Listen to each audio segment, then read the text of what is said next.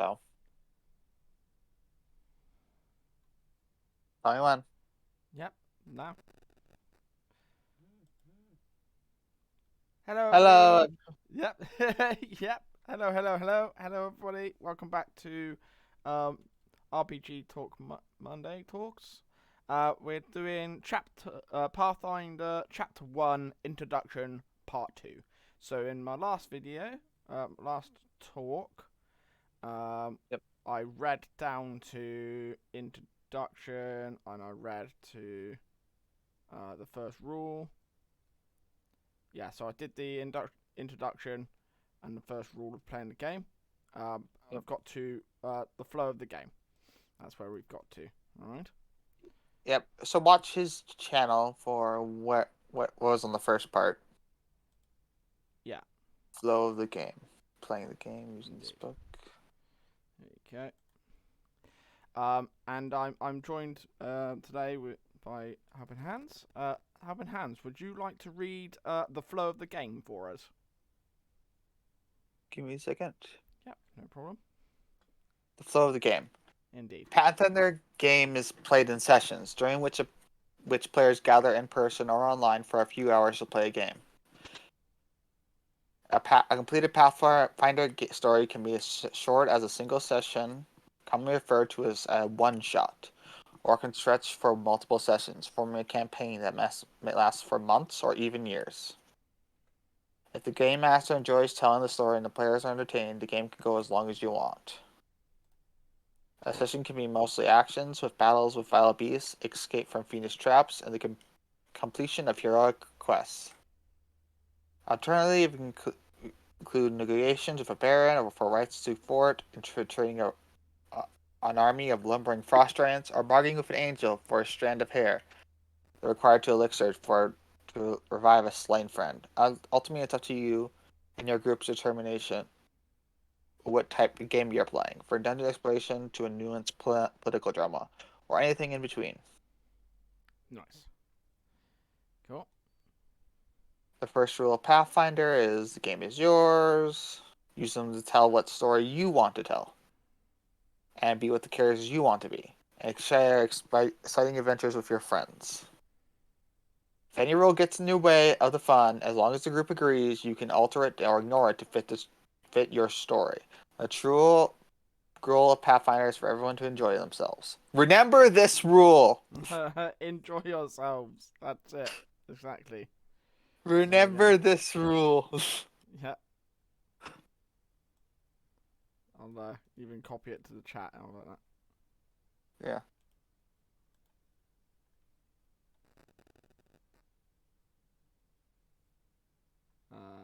What?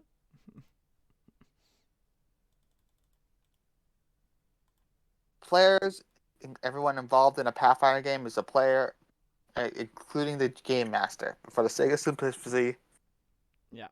the player usually refers to participants other than the GM. Before the game begins, players invent a history and personality for their characters, using the rules to determine the character's statistics, abilities, strengths, and weaknesses. The GM might limit the options available during the character creation. The limits are discussed ahead of time so everyone can create interesting heroes. In general, the only limit to a character's concepts are the player's imaginations and the GM guidelines. During the game, players describe their actions their characters take and roll dice, use their character abilities, and the GM resolves the outcome of these actions. Some players enjoy acting out or role playing what they do as if they were characters, while others describe their characters acting as if narrating a story. Do whatever feels best.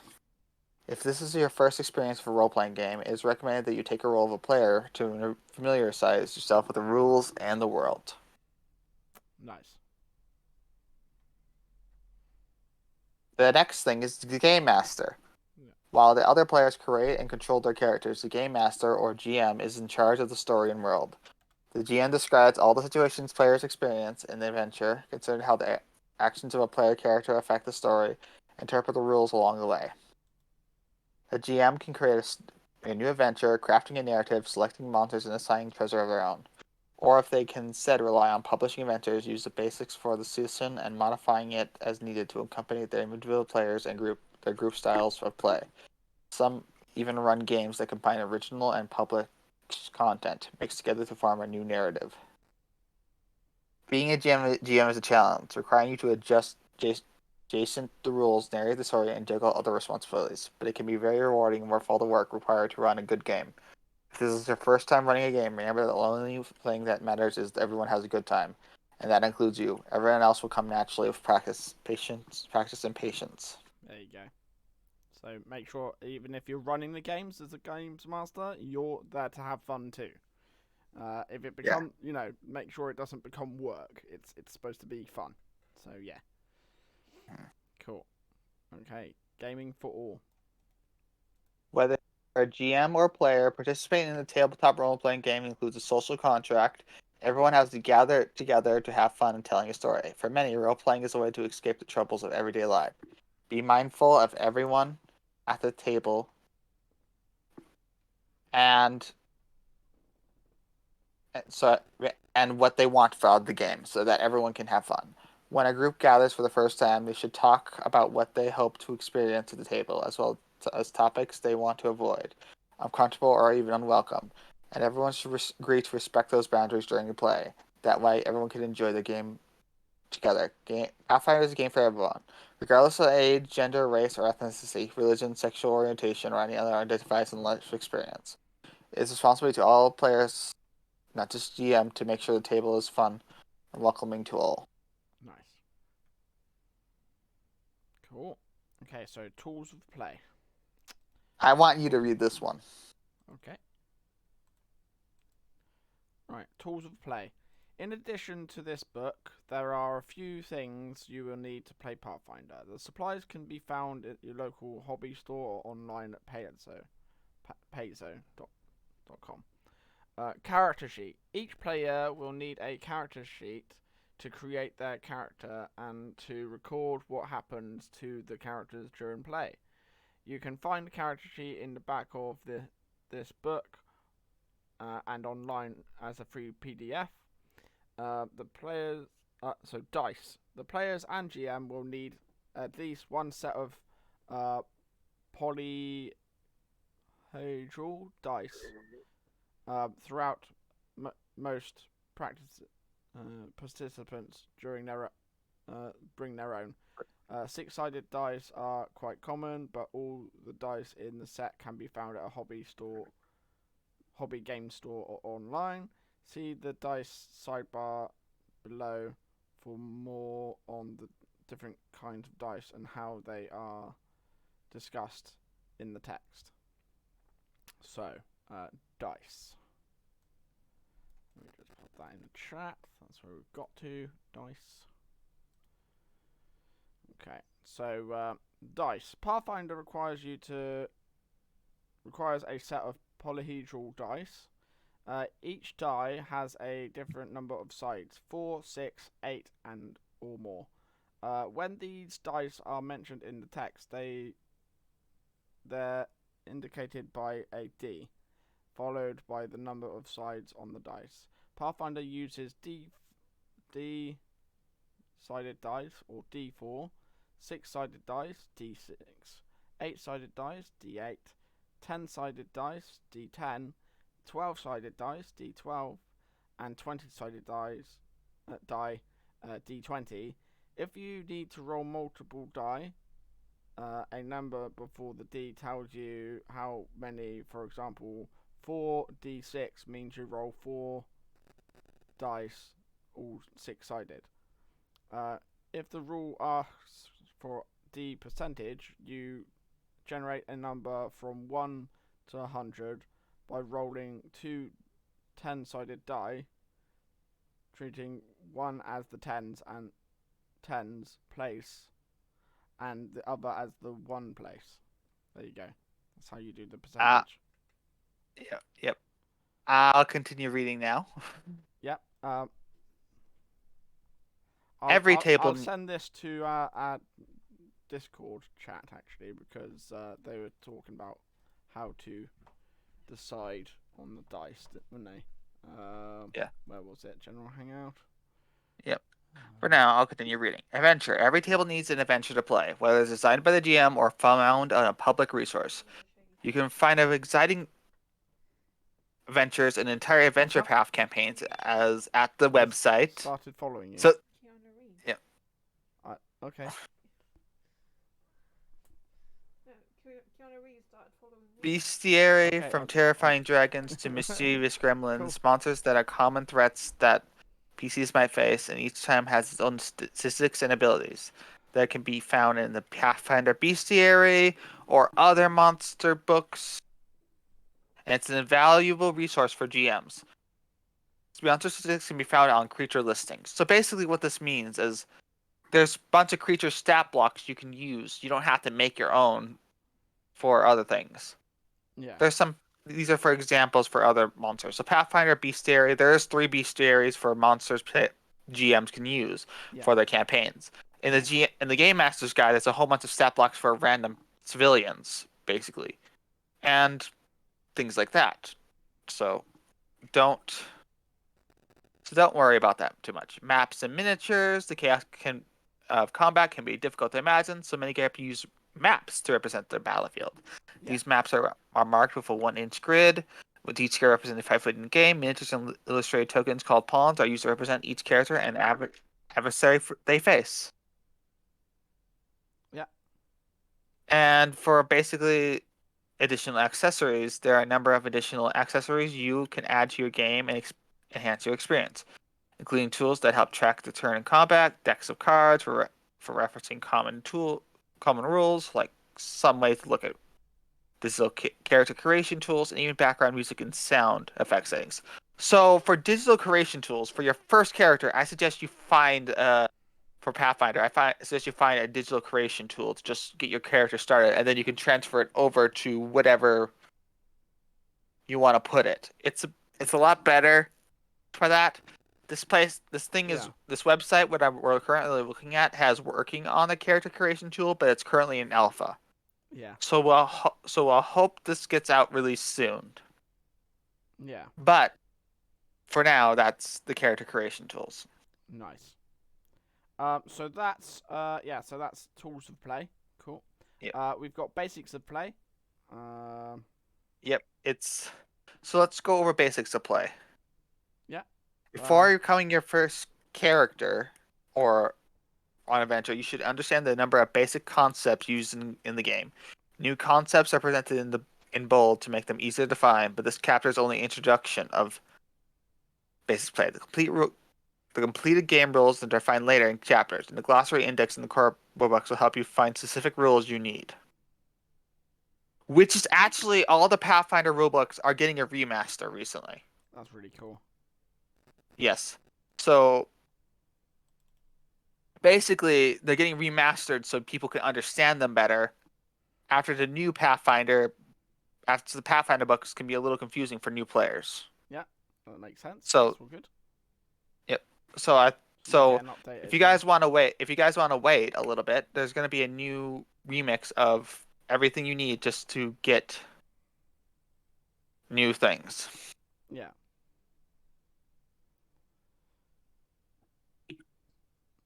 Defining characters. In Pathfinder, players take on the role of a player character, PCs, while the game master portrays a non-player character, NPCs, and monsters. While PCs and NPCs are both important to the story, they serve different purposes in the game. PCs are protagonists. The narrative is about them. Do not make your NPC the main character, basically. Mhm. Well, NPCs and monsters are allies, contacts, adversaries, and villains. That says PCs and NPCs and monsters share several characteristics. Level is one of the most important statistics in the game, as it contains the approximate power and capability of every individual creature. PCs range in level from first at the start of character dimension, adventuring career to 20th, the very height of power. As the characters overcome challenges, defeat foes, and complete adventures, they accumulate experience points. Every time they accumulate 1,000 XP, the game go up a level. So there is no continuing going up levels for things. It's always 1,000 experience. Yeah. So that's very easy to do then. That's nice to keep track Yeah, of. yeah, yeah. But some monsters won't give you XP if they're too easy, basically. Yeah. Getting new ability. So basically, after you gain a level, basically you can face greater challenges. At first level, a PC might face up against a great giant rat or a group of bandits, but at 20th level, the character might be able to bring ruin to an entire city with a single spell. Yeah. In addition to the level, characters are defined by ability scores, which are Gets measured by crazy. characters' raw potential and are used to calculate most of their other statistics. There are 6 ability scores in the game.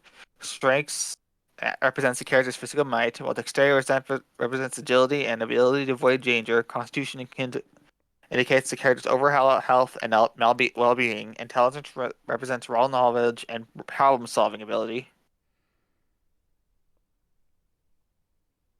Wisdom measures character's insight and ability to evaluate a situation. Finally, charisma includes charm, persuasiveness, or force of personality.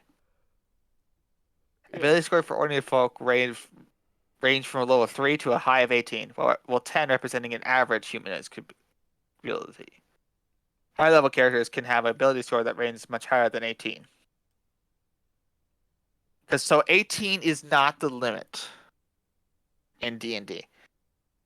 But it gets harder to get those higher after a while. After 18, I should just say this.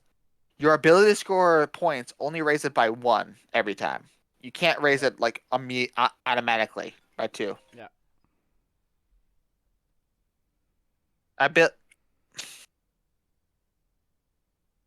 An ability score that averages increases your chance to task related to ability score. Well, With 10 representing the average human capabilities.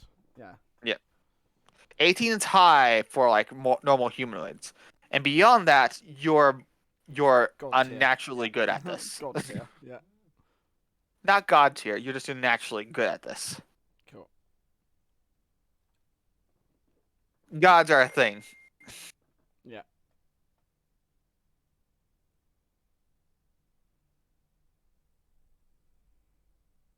So, Yep. Keep going. yep.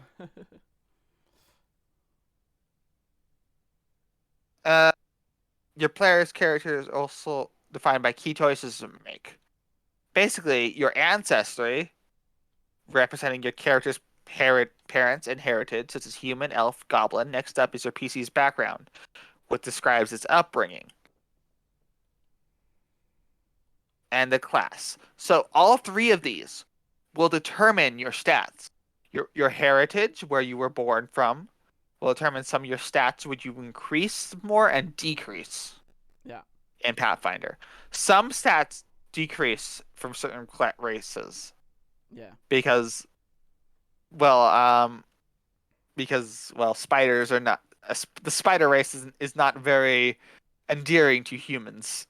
Yes, you can be a spider. Cool.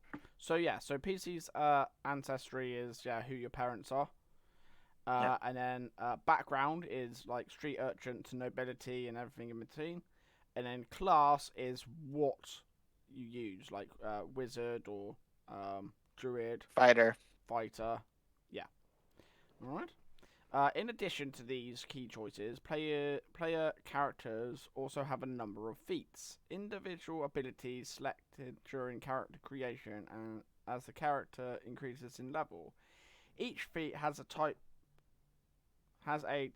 to denote what its explanation can be found. For example, elf feats can be found in elf ancestry.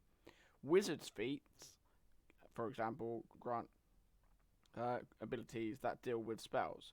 Finally, characters have skills that measure the ability to hide, swim, bargain, or perform other common tasks.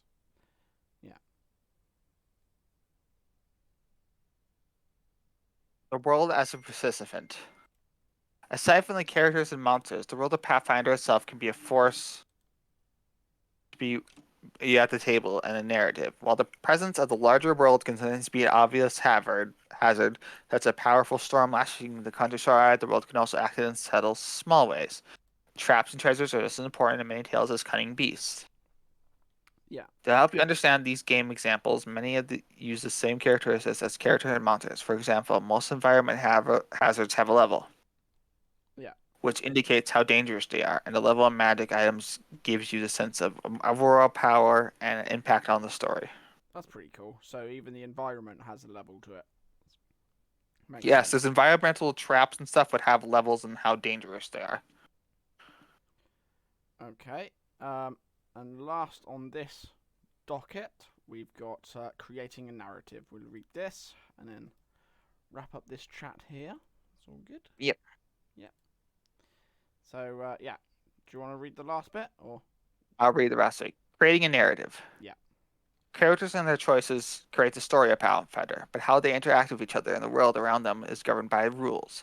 So while you might decide that your character can undertake an epic journey to overcome terrifying foes and make the world a safe place, your character's chance of success is determined by their abilities, the choices you make, and the roll of the dice.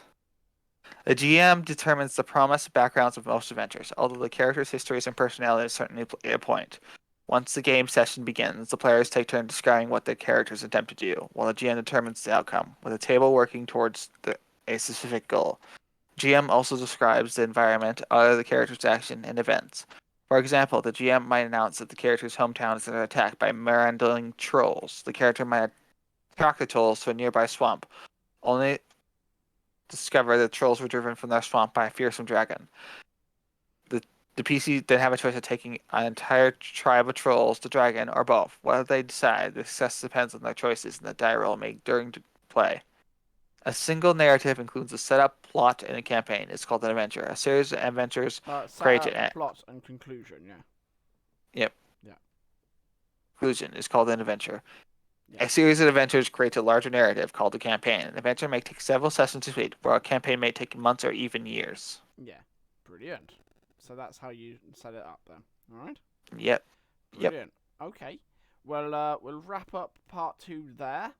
We're still on the introduction, but that's fine. We can do as many parts of the introduction as possible. We've got all these. So we've got, next we've got playing the game all the way down. So we've got all of these to yep, do, and then we'll jump on to chapter 2, 3, and onwards. All right? 2, 3, yep. 4, 5, 6, 7, all the way to 12.